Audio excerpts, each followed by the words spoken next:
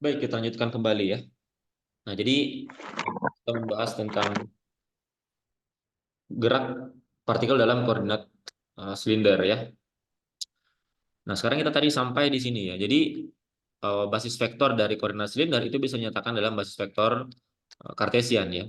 Nah, kenapa yang rotopi dan pitopi ini seperti ini? Ini sebenarnya kan sama dengan koordinat polar ya pada bidang x, y dan bidang polar rho dan pi ya dengan tambahan z saja. Jadi ini sebenarnya sama dengan yang kita dapatkan di koordinat antara hubungan antara basis vektor koordinat polar dan koordinat kartesian ya. Di mana tadi di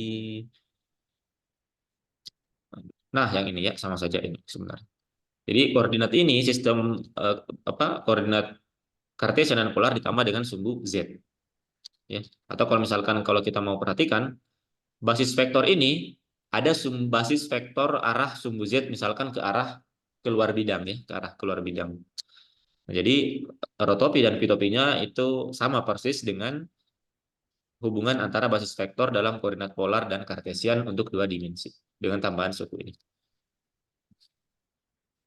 Nah, sehingga dari sini sekarang kita sudah bisa lihat bagaimana posisi posisi bendanya, kecepatan bendanya yang sebenarnya dia adalah eh, hanya merupakan gabungan antara koordinat polar ditambah dengan sumbu z ya. Jadi dari sini bisa kita tuliskan bahwa posisi bendanya dalam koordinat silinder itu tidak lain adalah r koordinat polar, posisi dalam koordinat polar berarti rho topi ya, yang ini ditambah dengan sumbu z-nya ya, berarti ditambah dengan z topi ya.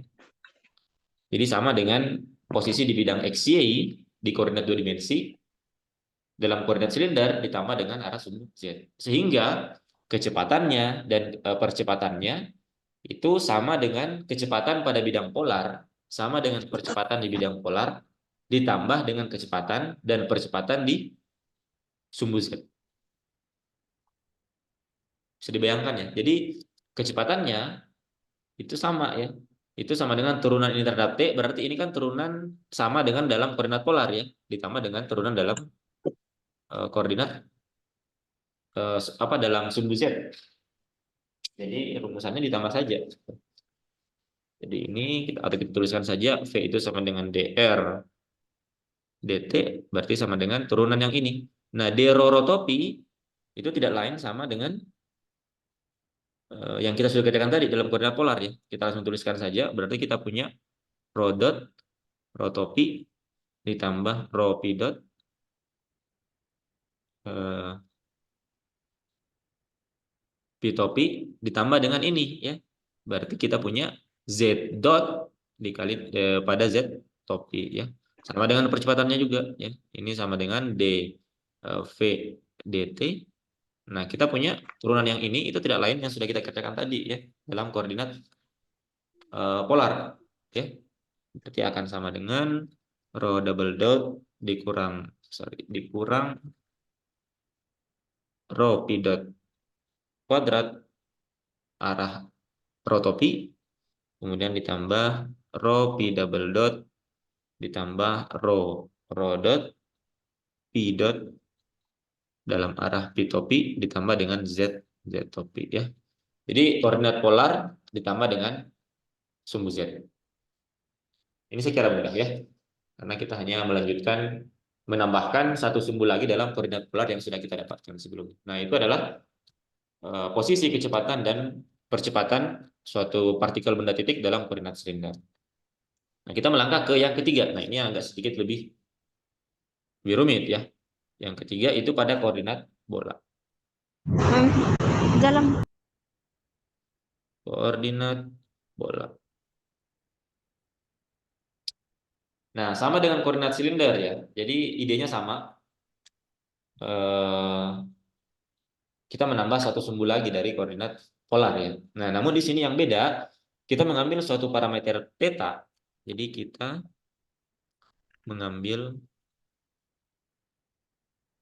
parameter theta di mana theta ini merupakan sudut yang dibentuk Ya, di mana theta itu merupakan sudut yang dibentuk antara vektor R dan sumbu Z. Ya. Jadi kalau kita lihat yang ini, nah maka di sini ada theta di sini ya. Theta itu merupakan sudut antara vektor R dan sumbu Z. Kita gambarkan saja ya.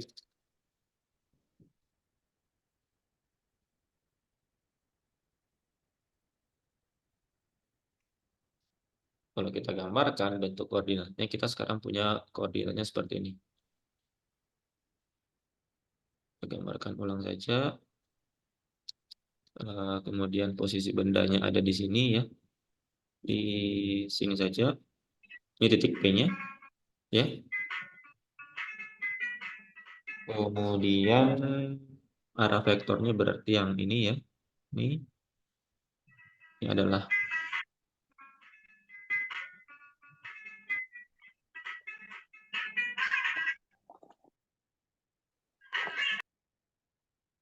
di arah vektor R-nya ya. Kemudian sorry, ini bidang Y, ini sumbu X, ini sumbu Z ya. Kemudian kita punya di sini proyeksi dari titik P-nya ke bidang XY itu ada di titik sejauh rho dari pusat koordinat ya. Misalkan saja di sini sebentar, ya di sini ya, ini ada jarak.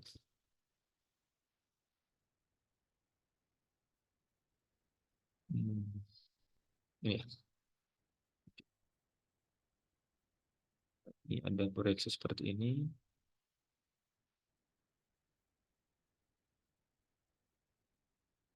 Nah, seperti ini ya. Kemudian ini proyeksi. Nah, seperti ini. Yang ini adalah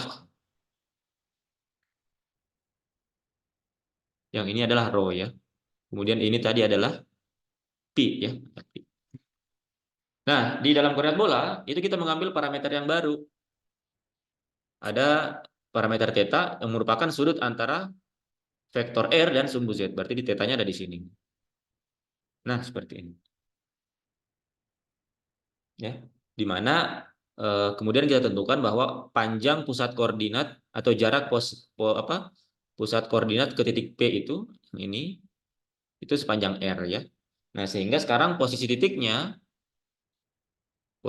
dalam koordinat bolanya itu kita nyatakan dalam R, theta dan pi ya. Jadi kalau di koordinat apa bola tadi, silinder itu adalah rho, pi dan Z. Dalam koordinat bola posisinya sekarang adalah R, theta dan pi ya. Nah, di mana nilai komponen rho dan Z yang ada di sini, nilai komponen rho dan Z pada koordinat polar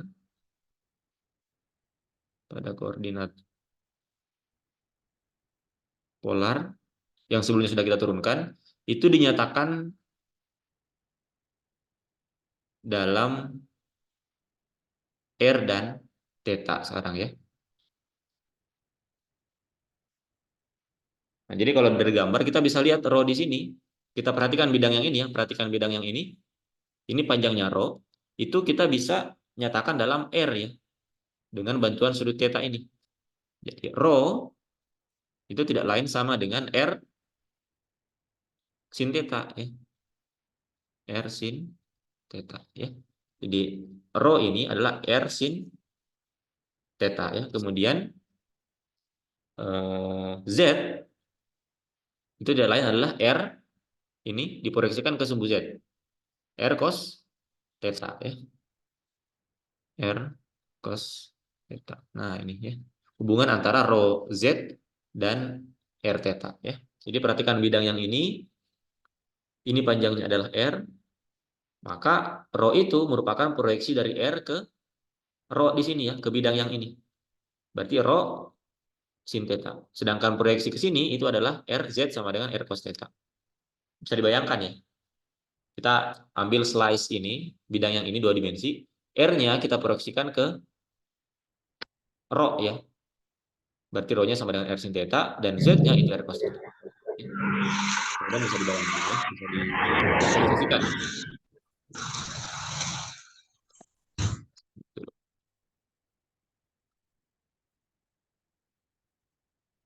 Nah, sekarang perhatikan juga di sini kita punya arah basis vektor yang baru dalam koordinat bola. Kalau dalam koordinat Kartesian tentunya sama ya. Kita punya arah koordinat seperti ini. Ini adalah arah Y, ini adalah X topi, ini Y topi, ini adalah Z topi ya. Titiknya ada di sini. Ini titik P-nya. Nah, dalam koordinat silinder kita bisa lihat sekarang dia juga punya 3 arah ya. Arah R ya. Arah yang R yang ke sini. Berarti ada arah R ke sini ya. Kemudian ada arah P. Ada arah theta dulu. Theta itu artinya dia yang tegak lurus dengan R topi ya. Ini adalah R topi. Kemudian yang tegak lurus dengan R topi itu adalah theta. Ini adalah theta. Theta topi. Sedangkan yang P itu sama ya. P itu yang tegak lurus dengan arah rho topi ya. Berarti dia tetap arahnya ke sini. Yang tengah-tengah sini. Nah, seperti ini. Ini adalah P ya. Jadi ini adalah basis vektor yang baru ya. Ada R topi dan ada theta topi. Yang P itu kalau kita ingat di koordinat polar itu dia tegak lurus dengan yang arah rho topi ya, tegak lurus. Jadi arahnya ke sini. Kira-kira ke sini ya. Nah, jadi kita punya 2 sistem basis vektor yang baru sekarang. Nah, sekarang kita hubungkan antara koordinat kartesian dan koordinat bola ya. Jadi nilai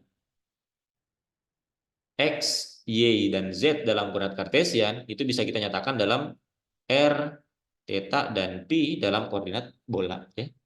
Ingat, kita punya X dalam koordinat polar itu sama dengan rho cos P ya. Ini. Yang ini, yang X itu yang ini ya. Yang X itu yang ini. Kemudian eh, yang ini itu adalah Y ya. Yang ini adalah Y. Yang X itu sama dengan rho cos P ya. Kemudian yang Y itu sama dengan rho sin P. Bisa dicek di catatan kita di atas nanti ya. Di video kuliah kita.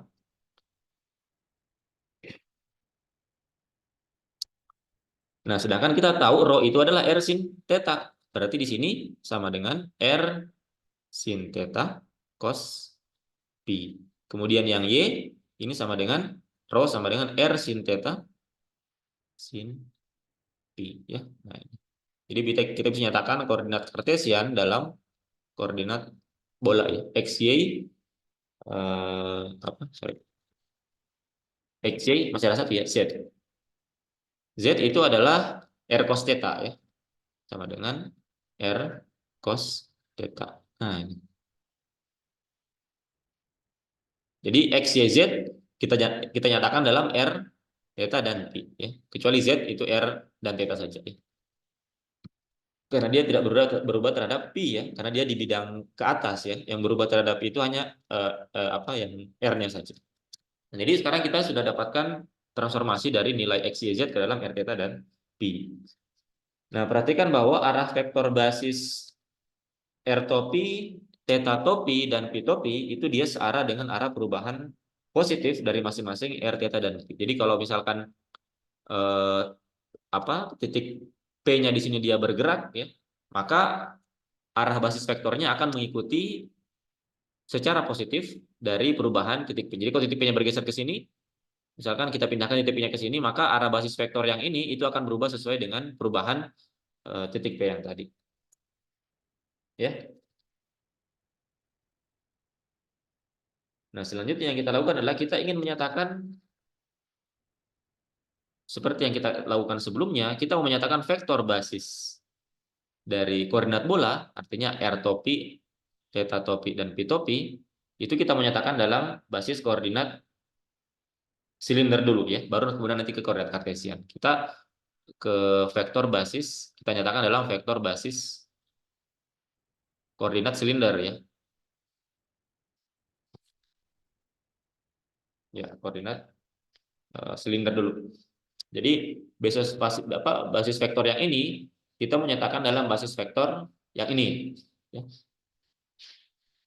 Jadi basis vektor yang koordinat bola kita mau nyatakan dalam basis vektor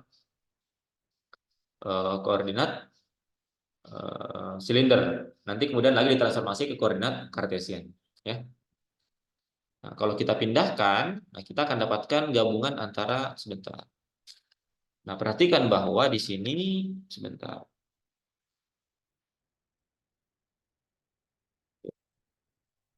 Nah, kita gambarkan dulu vektor basis dari koordinat bola yang ini ya. Ini atau kita langsung saya gambarkan saja di sini ya. Kita punya basis vektor, ini titik P-nya, titik P-nya di sini. Berarti kita punya R ke sini ya. Kita punya R ke sini. Kemudian kita punya yang tegak lurus di sini berarti kita punya theta ke sini ya. Kemudian kita punya P di sini. Sedangkan yang koordinat silinder kita punya Z ke arah sini ya, ke arah sumbu Z. Kemudian kita punya arah rho ke sini. Ya. Jadi yang ini adalah R topi, di sini sudutnya theta ya. Ini Z topi, kemudian ini adalah P topi, yang ini adalah rho topi, dan ini adalah theta topi. Ya.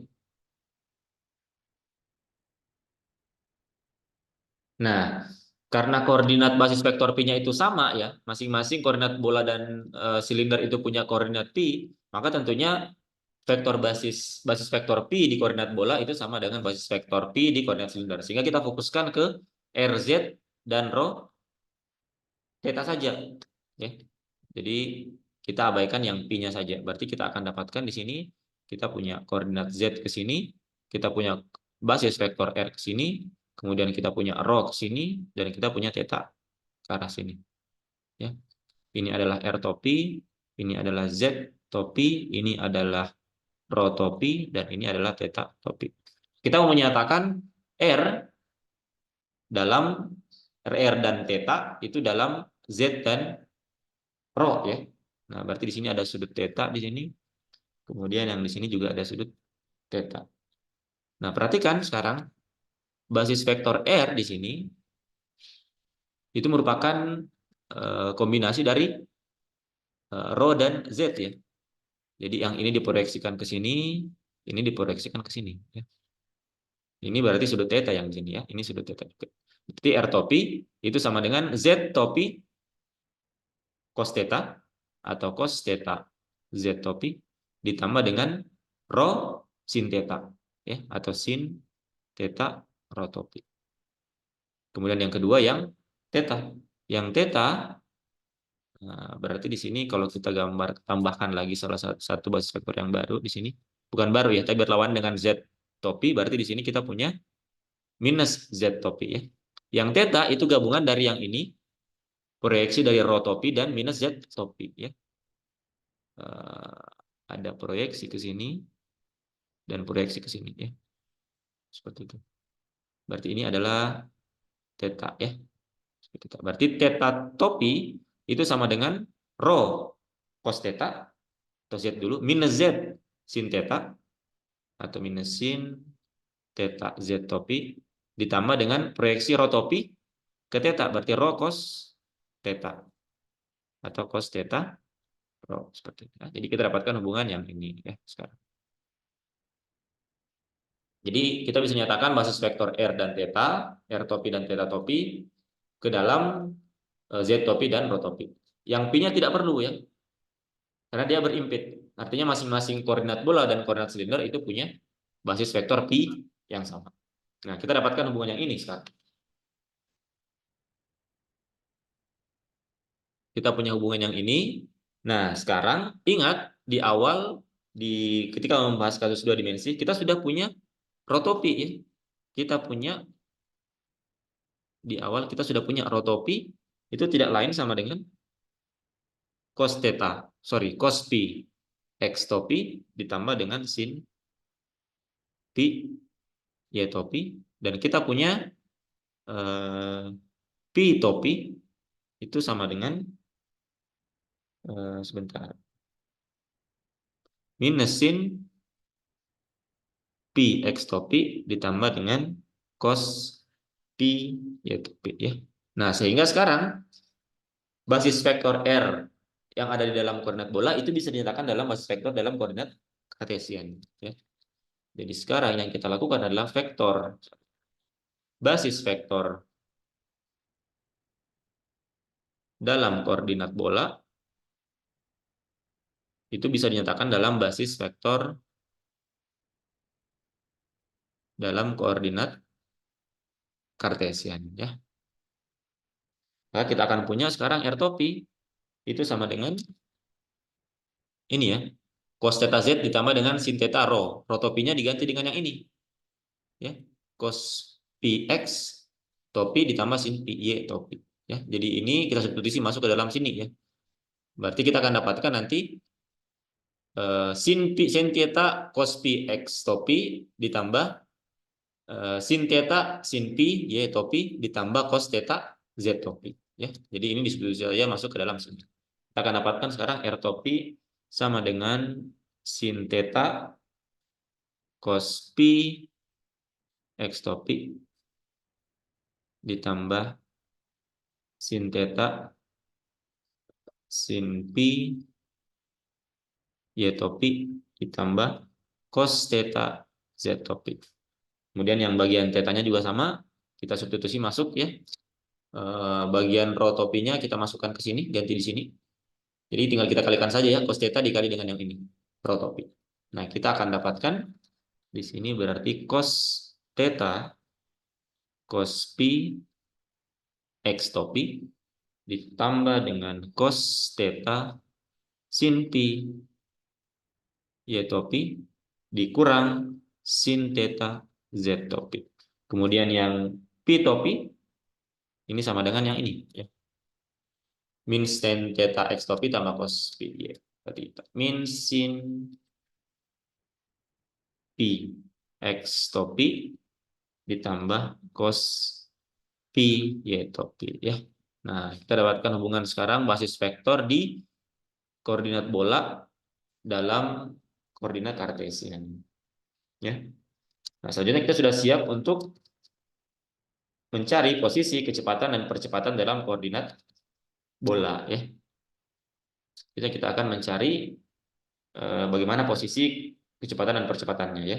Nah, posisi si benda dalam koordinat bola, R-nya, vektor R-nya itu sama dengan R topi ya. Perhatikan di sini letak titik P itu hanya ada di dia berimpit dengan vektor R ya. Sehingga dia tidak punya komponen theta dan pi. Berarti R vektor R itu sama dengan R topi ditambah 0 theta topi ditambah 0 pi topi ya. Seperti ini. Nah, sehingga kita bisa nyatakan posisi si R vektor R itu sama dengan R topi. Di mana R topinya sendiri itu adalah ini ya. Nah, dari sini kita bisa cari sekarang mulai dari kecepatannya. Dari kecepatan berarti tinggal kita turunkan ya. Berarti V itu sama dengan dr dt ini sama dengan d dt dari R dan R topi seperti ini. Nah, kita anggap ini dua fungsi yang berbeda, maka kita dapatkan di sini dr dt dikali R topi ditambah dengan R dr topi per dt. Nah, ini tidak lain adalah R dot dikali dengan R topi, kemudian ditambah dengan R. Nah, kita tahu di sini, perhatikan R topi itu dia bergantung terhadap theta dan pi ya. Nah, sehingga ini bisa kita uraikan dalam bentuk turunan total.